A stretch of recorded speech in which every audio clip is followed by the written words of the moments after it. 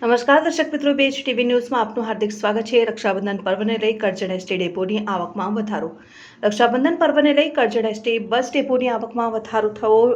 Bus depot દ્વારા રક્ષાબંધનના પર્વને લઈ જુદા જુદા રૂટો ઉપર એક્સ્ટ્રા બસ દોડાવવામાં આવી હતી, જેમાં 17 થી 20 તારીખ સુધીમાં કરજણ ડિવિઝનમાં 18,97,000ની આવક નોંધાઈ, જ્યારે કરજણ એસટી બસ ડેપોની દરરોજની આવક 3.5 લાખ જેટલી થાય છે. પરંતુ તહેવારને લઈને નાગરિકોને મુસાફરી માટે સુવિધા મળી રહે, જેને લઈને કરજણ બસ ડેપો દ્વારા એક્સ્ટ્રા બસો દોડાવવામાં આવતા ડેપોની આવકમાં વધારો થવા પામ્યો છે.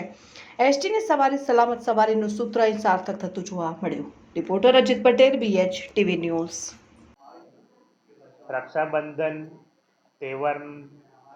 તહેવાર નિમિત્તે કરજણ ડેપોથી અમે 17 તારીખથી એક્સ્ટ્રા સંચાલન અમે કરેલ છે. તો 17 થી 21 તારીખની અંદર રક્ષાબંધન તહેવારમાં અમે એક્સ્ટ્રા રૂટો ઉપર પણ અમારા બરોડા CBSE સંચાલન થયેલ છે.